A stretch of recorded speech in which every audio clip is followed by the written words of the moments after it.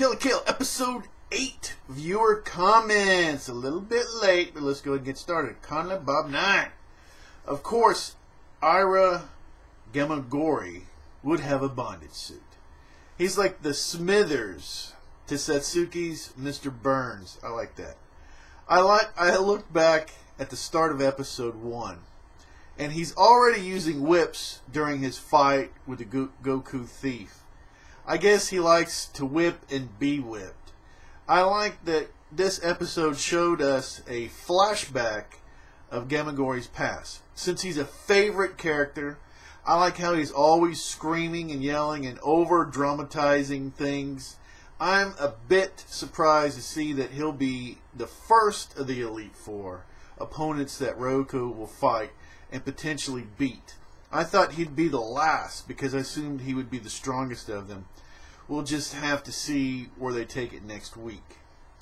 I'm liking Satsuki's character more and more. Such a megalomaniac and powerful character. She makes me think of an evil Urza who finally snapped, killed Lutzi and Natsu, and became an unquestionable head of the Hanoji Academy. I'm mangling stuff. Does anyone have theories on who killed Ryoko's father? I think that it might have been Satsuki's mother. We don't know much of anything about her, but she could have had a rivalry with him, much like the rivalry between their kids right now. I suspect it's that they're not. We'll find out that they're somehow related to this clan or something. That's my own suspicion. The idea that it's probably the mother or whatever that did it, killed him. He's like some runaway scientist or something that, had too much knowledge or what have you. And of course, the whole thing, Satsuki. I mean, just her ability to use the suit and then the natural ability of Ryoko, like I say, it just seems they're similar. It's not really answering your question as to who did it. I really need more information before I can kind of take any guesses on that. As far as, I think the last of the Elite Four is going to be the character with the vision that's blinded. I don't remember his name. I'll just mangle it anyhow. I think that'll be the last one, okay, for the rematch. So he may indeed actually be the most powerful. But yeah, I am shocked that he was going to be the first. But, it was the setup. You get the history and then, the conflict. So, pretty good. Always good there, Conley Bob, and I really do appreciate it. Everybody does great comments on here. Just wish there was more and more views, but, hey, there's not. NW Order for Life. This is probably my least favorite episode so far. I actually want to agree with you. But that isn't a bad thing. All these episodes are amazing, okay? But this was my least favorite also. I'd have to agree. But this is still amazing. It's still within the the category of amazing and awesome. All right. So far, the pacing drastically slowed down when it was explaining Ryoko and Gamagori's backstories. I didn't understand why Gamagori was so masochistic. I don't see a connection to this backstory there. Did I miss something? All they did was show Gamagori watch Satsuki defeat other junior high schoolers in a flashback. How did that relate to him awakening as a masochist? The best part, okay, they're gonna work. It's Japanese, okay. The Japanese invented modern day bondage or whatever. So it's part of anime. It's somebody who's going to be this. Okay, as Conley Bob 9, there already seem to be some indicators, but there was going to be a character like this in here somewhere. They're bringing in everything anime wise on this series. So to really answer your question why it had to be, it didn't, but it was going to be somebody anyhow. Because there's adding everything up. Anyway, that's my own spin on it. The best part of this episode, once again, had to do with Satsuki. Everybody's liking Satsuki. For the first time in the series, I'm starting to think that Satsuki is not evil. Her way of control through force and her philosophy of survival of the fittest is the fact very admirable when you consider how much work and willpower she exhibits. Obviously, her philosophy is wrong because it eliminates the weak, but you can't deny that there's a certain majestic beauty about it. The fact that she takes fate by the throat and forces her way to the top through her own strength, and that she cements it by ruling with authority, is just awe-inspiring. Satsuki definitely has a kind side of her. Her past interactions show that now, and I just can't see her being the final villain. I'm sure Ryuko and Satsuki will be rivals and friends before the show ends.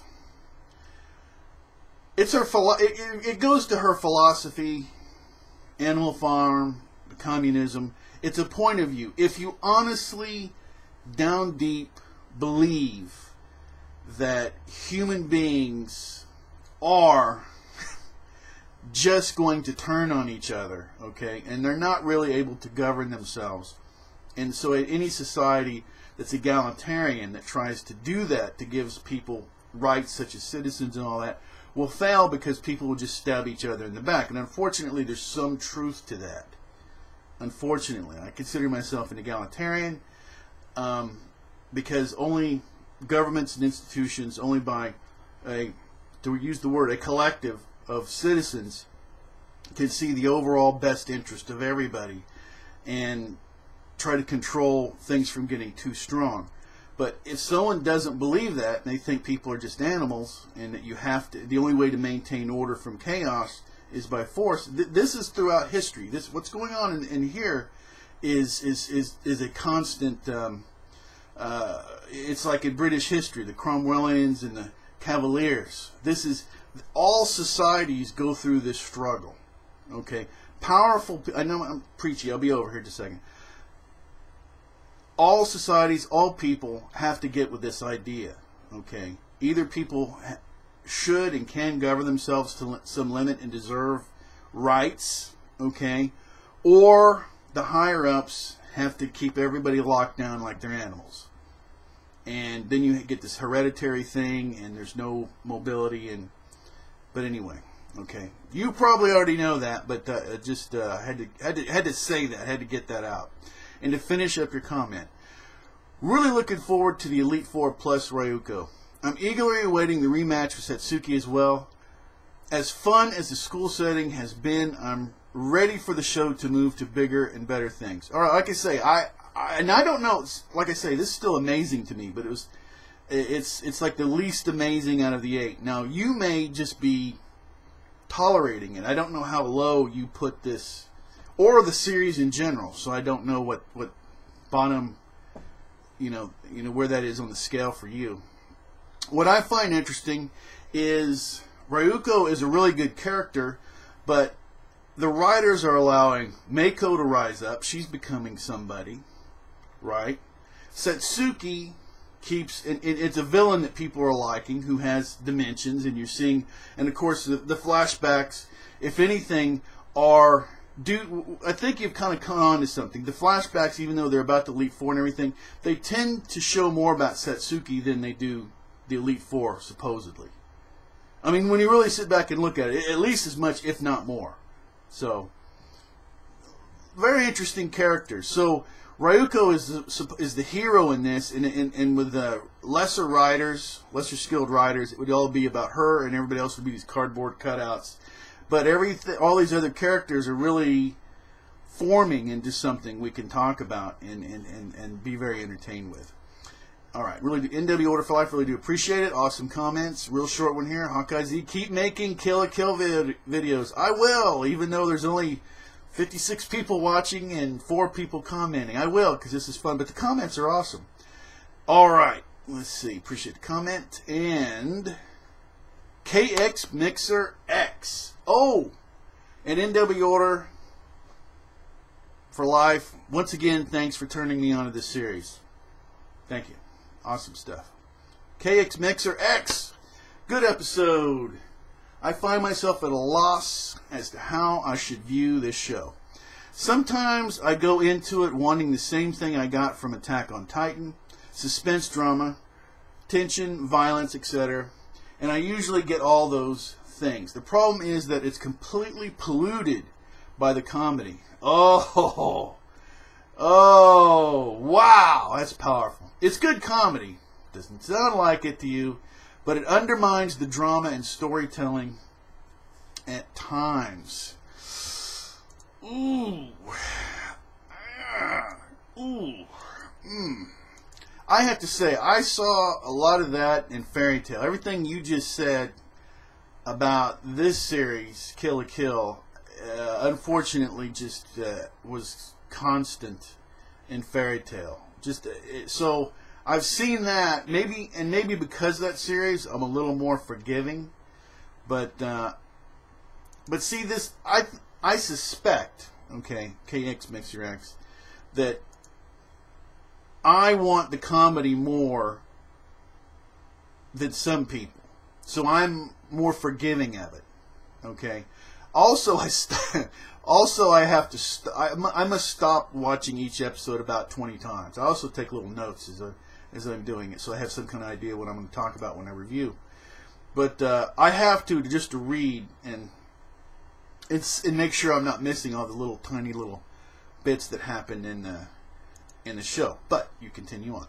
But then there are times I go into it wanting that comedy. Sometimes I want the silliness and total disregard for restraint. The problem with wanting all those things is that it's polluted by the drama. It's interrupted by the seriousness case, and point being that Ruko flashbacks with her father. See, it may be.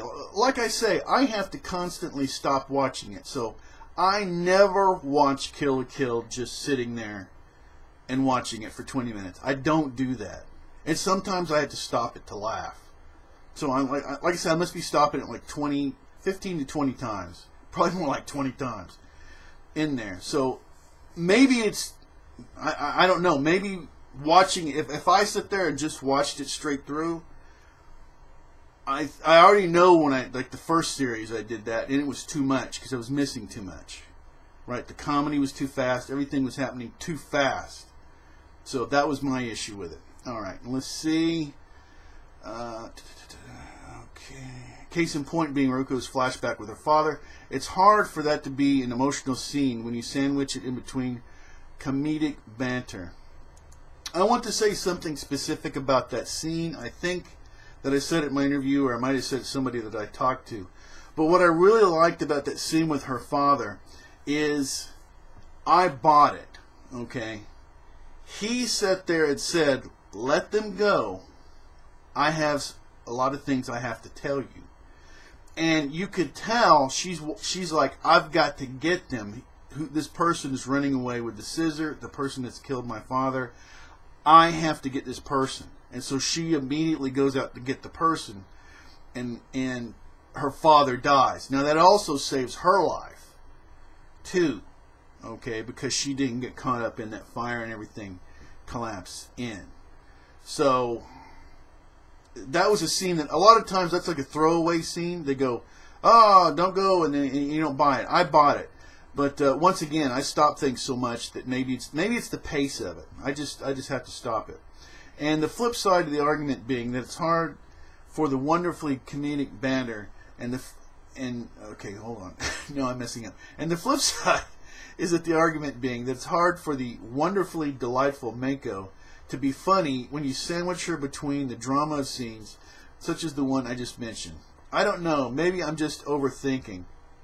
I like that show a lot, but there are times when I just wish it wasn't suffering from such a serious identity crisis. Like I said, I think this show could, let's all admit it, this show could be twice as long. Each one of these episodes could easily be twice as long, okay? But because there's a lot in there, they could really stretch this stuff out if they wanted.